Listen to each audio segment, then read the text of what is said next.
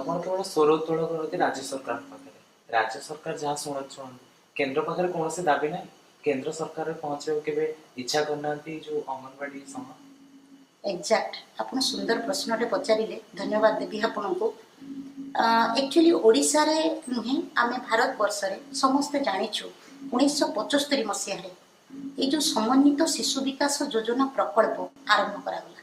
ताले आपण जानि पछथि एटा 48 इयर्स लानी केंद्र सरकार याको आरंभ करछथि। एवं सेठी आपण देखंतु प्रथमे 90% शेयरिंग मनी यार दउथिले केंद्र सरकार एवं 10% शेयरिंग मनी राज्य सरकार दउथिले। एबे जहा 2014 मसीहा ताहा 60 एवं 40 हिची।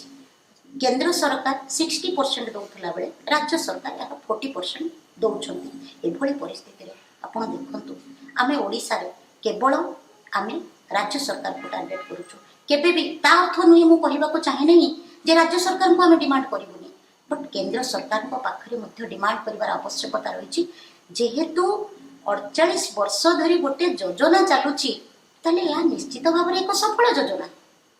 ताले गोटे माँ शिशु को जोठी फाउंडेशन जोटा अंगनवाड़ी से भली गोटे संस्था को एपर्यंत केंद्र सरकार सरकारी मान्यता कहीं देना गोटे सब बड़ प्रश्नवाची सृष्टि करे।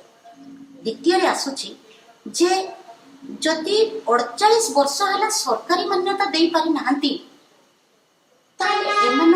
वर्कर बेसिस रे मध्य गोटे वर्कर रो मान्यता दौना, गोटे श्रमिक रो मान्यता दे पारुना ताले लागुनी केंद्र सरकार अंगनवाड़ी कर्मी को प्रति संपूर्ण वैमात्रिक मनोभाव यह स्पष्ट प्रमाणित होछि।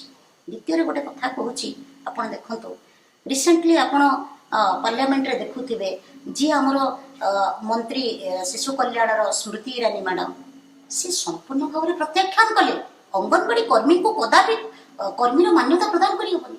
आश्चर्यर कथा जड़े मंत्री विभाग मंत्री से निजे रिक्वेस्ट करने कथा जे 48 वर्ष धरी मैंने काम करूँ सरकारी मान्यता दि जाऊ कि वर्कर मान्यता दि जाऊ कि श्रमिक मान्यता दि जाऊ।